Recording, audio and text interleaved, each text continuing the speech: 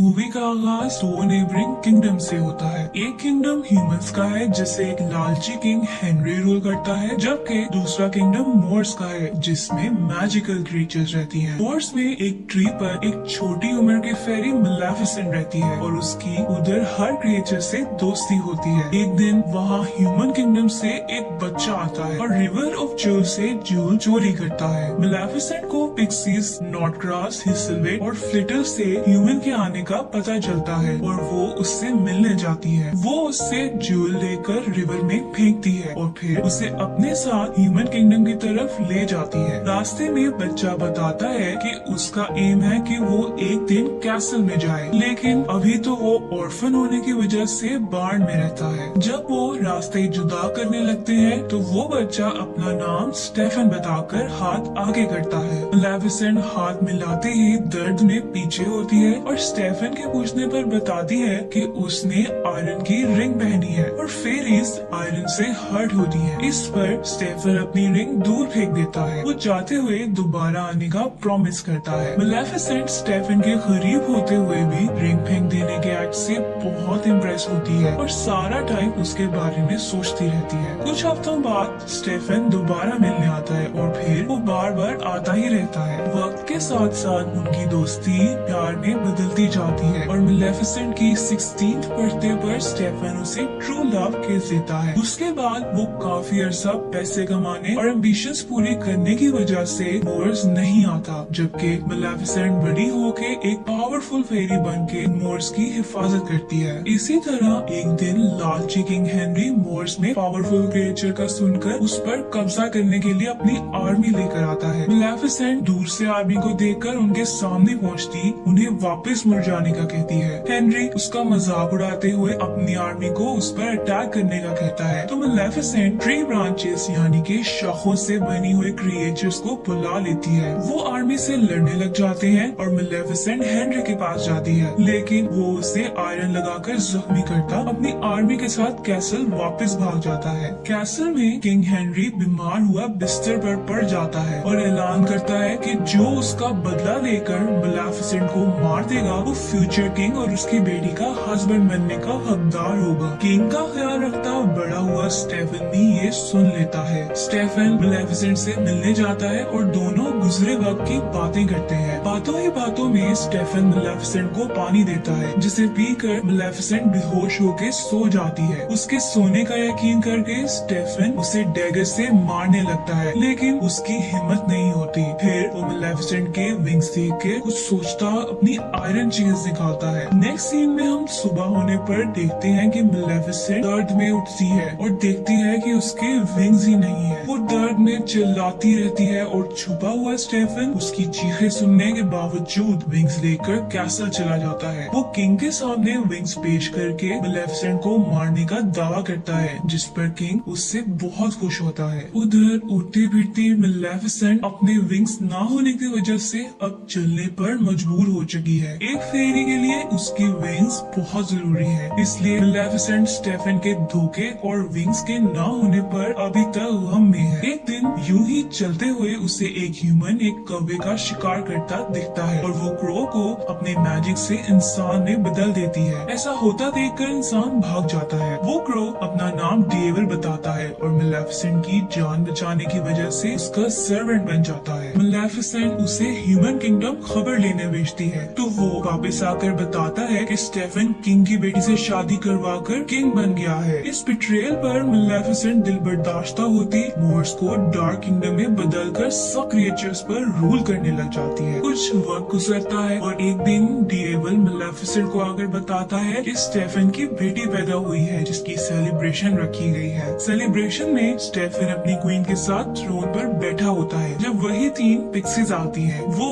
उसकी इजाजत पर स्टेफन की बेटी ऑरोरा को ब्लेसिंग्स देती हैं कि वो खूबसूरत हो, हर किसी को पसंद हो और हमेशा खुश रहे। वो ब्लेसिंग्स देती ही है कि मेलेफिसेंट वहाँ आ जाती है और सबके रोकने के बावजूद ऑरोरा को कर्ज करती है कि पिक्सीज के कहने के मुताबिक ऑरोरा खूबसूरत हो, सबको पसंद आने वाली खुश लड़की हो, लेकिन उसकी 16th बर्थडे पर स्पिनिंग व्हील स्विंडल यानी चरखे की सुई पर ऑरोरा अपनी उंगली जख्मी करे और ऐसी नींद सो जाए जिससे वो कभी ना उठ सके। ये कर्ज सुनकर किंग स्टेफन घुटने पर बैठ जाता है और मेलेफिसेंट को अपना कहा वापस लेने का कहता है। तो मेलेफिसेंट उसका मजाक उड़ाते हुए कर्ज में एडिशन करती है कि अरोरा अपनी नींद से उठ तो जाएगी, लेकिन सिर्फ ट्रू लव किस से, जो स्टेफन और मेलेफिसेंट दोनों जानते हैं कि ट्रू लव एक्सिस्ट ही नहीं करता। मेलेफिसेंट वहाँ से वापस मोर्स आ जाती है और उसके पीछे स्टेफन किंगडम के सारे स्पिनिंग व्हील्स कैसल के डंजन में डलवा के अपने सोल्जर्स को मेलेफिसेंट को मारने भेजता है। लेकिन मेलेफिसेंट मोर्स के गेट ब्रांचेस से दीवार बना देती है ताकि कभी भी कोई इंसान वहाँ ना आ सके। जबकि अरोरा को सेफ रखने के लिए स्टेफन उसे पिक्सीज के साथ उसकी 16th बर्थडे तक छुपाए रखने का कहकर फॉरेस्ट के एक कॉटेज में भेज देता है। पिक्सीज बच्चे के लिए ह्यूमन फॉर्म में तो आ जाती है, लेकिन उन्हें उसका ख्याल रखने का कुछ भी पता नहीं होता। डेविल कॉटेज ढूंढकर मेलेफिसेंट को वहां लेकर जाता है और मेलेफिसेंट को अरोरा पसंद नहीं आती और वो फॉरेस्ट में आती उसकी भूख से रोने की आवाज से भी चिढ़ती होती है। डेविल ही उसकी भूख पूरी करके उसे सुला कर आता है। मेलेफिसेंट और डेविल अरोरा के बचपन से उसके बड़े होने तक उस पर नजर रखते हैं और उसका ख्याल रखते हैं और इसी तरह बचपन में अरोरा एक दफा मेलेफिसेंट से मिलती भी है। दूसरी तरफ स्टेफन पैरानॉइड हुए मेलेफिसेंट के केज विंग से बातें करता रहता है, अपनी आर्मी को बार बार मेलेफिसेंट की बनाई वॉल गिराने के लिए भेजता रहता है और इस सब में वो अपनी बीवी को भूल जाता है जो मर जाती है। वक्त का साइकिल चलता रहता है और अरोरा मेलेफिसेंट की ज़ेरे नजर बड़ी हो जाती है। वो मोर्स के बारे में बहुत क्यूरियस होती हुई मेलेफिसेंट की बनी वॉल के पास खड़ी होती है। जब मेलेफिसेंट वहां आती है, वो अरोरा को बेहोश करके सोल्जर से लड़ती उन्हें वापस भेज देती है और फिर अरोरा को अपने साथ मोर्स के अंदर ले जाती है। अरोरा जब जागती है तो वो मेलेफिसेंट को बताती है कि उसे पता है मेलेफिसेंट उसकी गॉड मदर है, क्योंकि वो बचपन से ही उसका लुक आफ्टर कर रही है। उसके बाद अरोरा अक्सर ही मोर्स में दिखाई जाती है और उसकी मोर्स के क्रिएचर से दोस्ती भी हो जाती है। उसका ध्यान रखते रखते मेलेफिसेंट उसकी केयर करने लग जाती है और अरोरा की मोहब्बत में गिरफ्तार होती वो उस पर किया अपना कर्ज वापस लेने की भी कोशिश करती है, लेकिन कामयाब नहीं होती है। जैसे जैसे अरोरा का बर्थडे करीब आता है तो दोनों किंगडम्स में बेचैनी बढ़ती जाती है। स्टेफन को मेलेफिसेंट की नाइटमेयर्स आती है और वो रातों को भी लेबर से आयरन बनवाता रहता है, जबकि मेलेफिसेंट सैड होती हुई अरोरा को उसकी बर्थडे से एक दिन पहले दुनिया के इविल के बारे में समझाने की कोशिश करती है। तो अरोरा अपनी बर्थडे के बाद मेलेफिसेंट के पास मोर्स में ही रहने की ख्वाहिश जाहिर करती है और ये डिसीजन पिक्सीज यानी अपनी आर्टिस्ट को बताने अरोरा घर के तरफ निकल जाती है। उधर ही राह भटके हुए प्रिंस फिलिप अरोरा से मिलता है। उन दोनों को दूर से देखते हुए डेविल मेलेफिसेंट को होप देता है कि फिलिप अरोरा को ट्रू लव किस करके कर्ज तोड़ सकता है।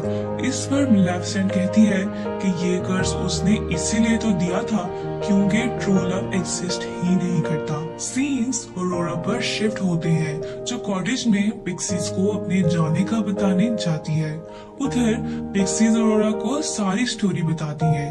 अरोरा मेलेफिसेंट से मिलकर अपने कर्ज के बारे में पूछती है और मेलेफिसेंट से नाराज होते हुए बात सुने बगैर हॉर्स लेती कैसल की तरफ निकल जाती है, जबकि मेलेफिसेंट डेविल को फिलिप को लाने का कहती है। नेक्स्ट सीन्स में अरोरा कैसल जाकर स्टेफन से मिलती है तो स्टेफन अरोरा के पहले ही आ जाने पर गुस्सा करता है और उसे सेफ रखने के लिए उसके रूम में बंद कर देता है। खुद वो मेलेफिसेंट को पकड़ने की प्लानिंग करने लग जाता है। अरोरा अपने रूम में बंद डोर पर नॉक करती है और जैसे ही मेड दरवाजा खोलती है तो अरोरा आवाजों को फॉलो करते कैसल के डंजन्स में पहुंच जाती है, जहां वो मैजिक से बने स्पिनिंग व्हील की सुई पर अपनी उंगली रखते ही कर्ज के मुताबिक सो जाती है। दूसरी तरफ हम देखते हैं कि हॉर्स बने डेविल पर सवार मेलेफिसेंट को कर्ज पूरे होने का पता चल जाता है जब वो फिलिप को कैसल आ रही होती है। वो कैसल पहुंचती है और डेविल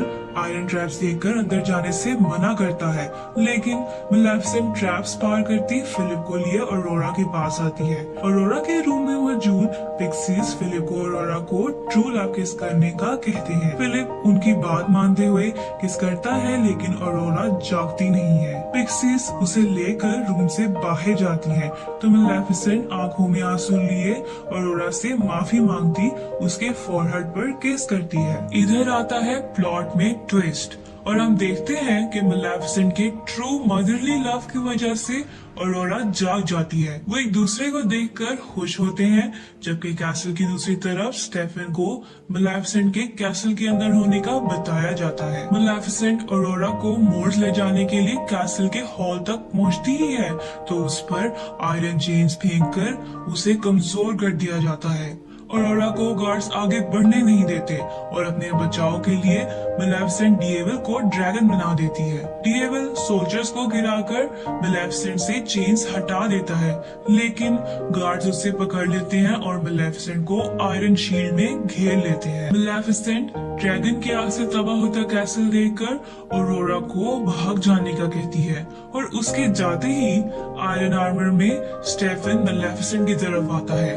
वो आयरन चेन से उसे दूर फेंककर मारने ही लगता है कि ऑरोरा के थ्रू केज से आजाद करदा मेलेफिसेंट की विंग्स उससे आके अटैच हो जाती हैं और मेलेफिसेंट फिर से पावरफुल हो जाती है। वो सोल्जर्स को गिराती डीएविल को आजाद करवा देती है और अपने पांव पर लगी स्टेफन की चेन से उसको घसीटती हुई विंडो तोड़ती कैसल से बाहर ले जाती है।